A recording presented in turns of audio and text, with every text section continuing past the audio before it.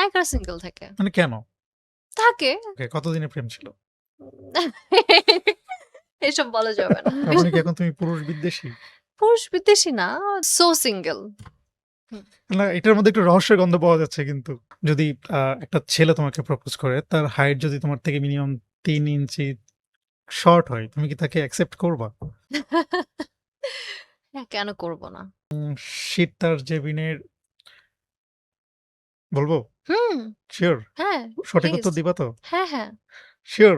হ্যাঁ, ওকে। ওকে। হ্যাঁ। এই মুহূর্তে তোমার রিলেশনশিপ স্ট্যাটাস কি? Single or mingle?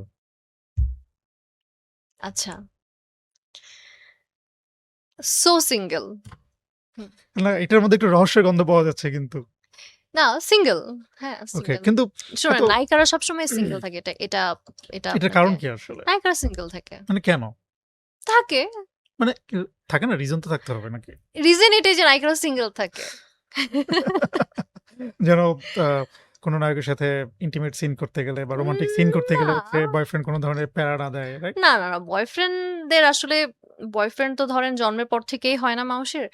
আমার কারেন্ট স্ট্যাটাস অর আমি কি অবস্থায় আছি এটা দেখেই হয়তোবা আমার হুম, লাইফে কেউ আসবে বা এসেছিল বা আসছে। আচ্ছা। তো সে কিন্তু জানে আমি কি করি। সো আমার এই কাজটাকে তার রেসপেক্ট করেই থাকতে হবে। হুম, হুম। এইটাকে রেসপেক্ট করেই তার বাকি লাইফ লাস্ট কবে প্রেম করেছিলে? আম ১ বছর আগে। ১ বছর হয়ে হুম, গিয়েছে? হুম। ওকে, কতদিনের প্রেম ছিল?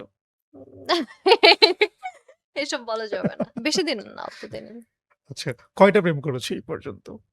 না, আমি একটাই। একটা প্রেম সারা হুম, জীবনে? হুম।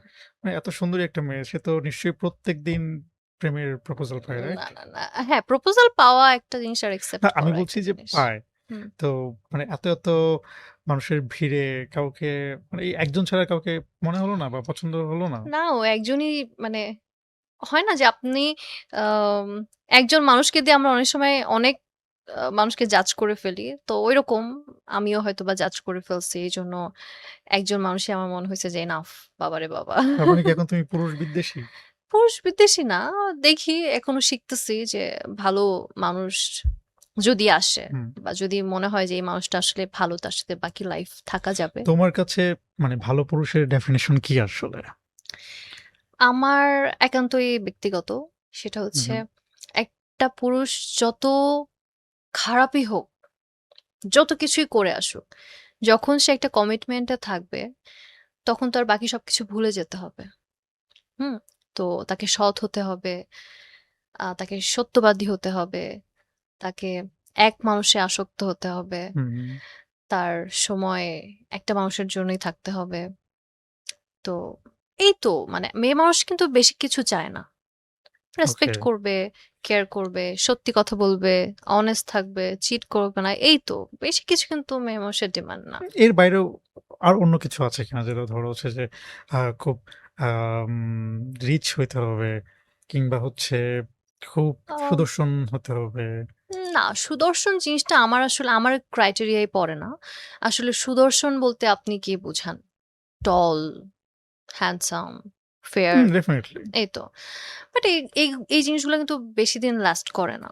হুম? কিন্তু তো যে জিনিসটা লাস্ট করে সেটা কিন্তু হচ্ছে তার আমার পার্সোনালিটি। কাছে আমার একটা পার্সোনাল অপিনিয়ন এখানে হু, আছে। হু, সেটা হচ্ছে যে আ সাধারণত হু, হু। ছেলেরা মেয়েদের সৌন্দর্যের প্রেমে পড়ে। হ্যাঁ, আর মেয়েরা সাধারণত ছেলেদের কথা কিংবা ব্যক্তিত্বের প্রেমে পড়ে। পার্সোনালিটিতে প্রেম রাইট। পড়ে, রাইট। তো সেই জায়গা থেকে আসলে মানে আমাদের বেসিক ভালো লাগার যে জায়গাটা, হু, হু, যদি আ সৌন্দর্যটা যদি প্রায়োরিটি দেওয়া হয়, হু, সেক্ষেত্রে হু। তো সৌন্দর্যটা তো আসলে মেইনটেইন করা উচিত। যদি বলো যে সৌন্দর্যের জন্য কেউ আসলে টিকে থাকে না বা হ্যাঁ, সৌন্দর্য ইম্পোর্টেন্ট না, আই থিংক এটা একটা ভুল ধারণা। না ভুল ধারণা। ভালো থাকার জন্য বা ভালোবাসার জন্য, ভালো হুম, লাগার জন্য সৌন্দর্য হ্যাঁ, এবং হচ্ছে চোখের ভালো লাগা, যেটাকে বলি আমরা, চোখের ভালো লাগা এবং মনের ভালো লাগা ২ টাই থাকা উচিত। ২ টা হ্যাঁ, যখন ইমব্যালেন্স হয় তখন আসলে সম্পর্ক টিকে থাকে না।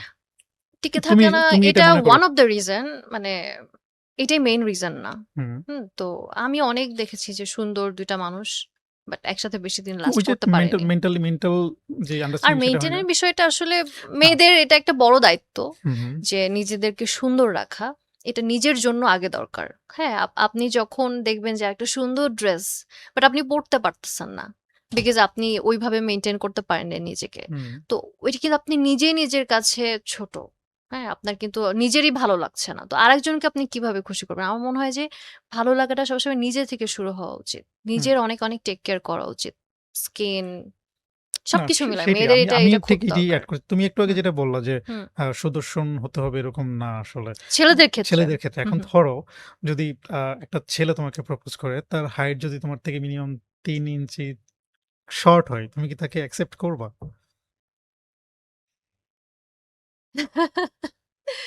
হ্যাঁ, কেন করব না? কেন না? সিউর? হ্যাঁ, হ্যাঁ। ওকে। ঠিক আছে। আমি দর্শকদের উদ্দেশ্যে বলতে চাই যারা সিত্তাজকে পছন্দ করেন, যারা তাকে প্রপোজ করতে চান, সমস্যা নেই। শর্ট হলে সমস্যা নেই। আপনারা হ্যাঁ, প্রায় আপনারা শুনতে এমন ভাববেন না যে শর্ট হলে আপনারা ডিসকোয়ালিফাইড। আপনাদের এখনো সুযোগ আছে, না? আচ্ছা, তাহলে সার্টিফিকেট দিয়ে দিচ্ছি।